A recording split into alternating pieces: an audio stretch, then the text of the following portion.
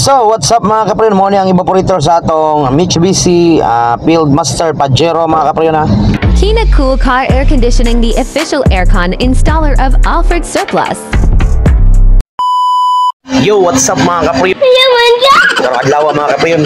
Today is Saturday. Ako natin trabahoon nga Pajero Fieldmaster mga kapriyon. So, i-install na ni ang yung brand new evaporator kini nasa ilaw. Ready na siya mga kapriyon. Nato ko nang ikuha ang fitting sa niya. O kani mga kapriyon, ang iyang rear evaporator na sa ibabaw mga kapriyon. Giligtis sa pala siya. Ang rear niya, ang iyang front mo ay leaking. So stay tuned mga kapriyon. Kaya ito ang atuon dito sa Aluginsan mga kapriyon. So kahit na Mitsubishi Mirage G4 ay nung sa katong red. Mga kapriyon, muna ni siya ang atong Pajero Fieldmaster Toyota. So ito na siyang tawaran og brand new evaporator mga kapriyon.Amo ni ang evaporator nga brand new kini, yung babaw.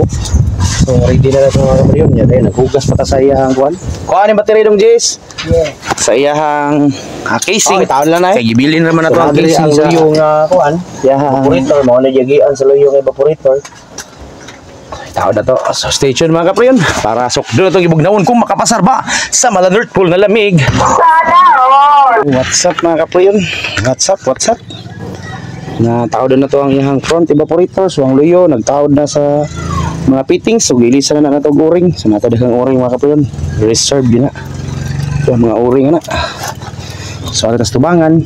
Tuligyan na ito kalimtan ng drain plug mga kapriyon. Kaya tayo drain plug rin na gwapo kayo. Sana all. Alright. So muna siya mga kapriyon. Then taod na yung fitting. So pinutos yun ng plastic mo. Brand new na ng mga o-ring tanan. Kaya duha. Stay tuned mga kapriyon. So, what's up mga kapriyon? Nag-pressure the system niya mga kapriyon. Yung tantao, dato ng i-vacuum. Dayon sudlan na nag-oil. O bago sad na refrigerant. So, GC Works yun. Nagpasilong. So, tanaw na itong yung pressure mga kapriyon. Alright. At final leak test siya. So, what's up mga kapriyon? Nag-vacuum na ito sa system niya mga kapriyon. Para sudlan na nag-oil. Bago sad na refrigerant. So, power ka na siya mga kapriyon. Fieldmaster Pajero mga kapriyon. North Pole na ron. Ang lamig. Dara ang daan mga kapriyon. Alright, mga kapriyon, tanaw na to, negative na ang iyang kuan mga kapriyon, reading sa gauge. So meaning na wala na siya sulod mga kapriyon, zero na. So tuwa na ng sudlan og oil mga kapriyon o bago nga refrigerant. So stay tuned mga kapriyon. Alright mga kapriyon, nagsulod na ta og oil sa system. Dayon, yan tataod, atuwa na ng sudlan o bago na refrigerant. Alright, so di alataman mga kapriyon kay mag-overcharge sa oil. So ibalhin na siya sa ato ang tangke GC Works Idol. What's up mga kapriyon? Nagsulod na tao refrigerant sa atong system mga kapriyon. So mahay na kayo masoya pang atong compressor mga kapriyon. Pura buyag, grabe, may ganing nadali, wala na daot ang compressor. So atong lipoton dito sa pikas mga kapriyon. Atong tanahon ang iyahang actuator, iyang vacuum actuator mga kapriyon. So daray, pita niya na mga kapriyon, no? Inig-on na sa compressor mga kapriyon. Muatras na siya. Alright.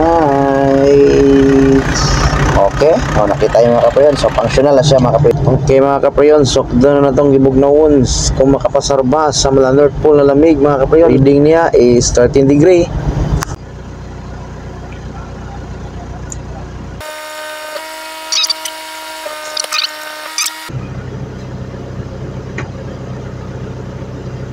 Nibalik na po siya sa 4.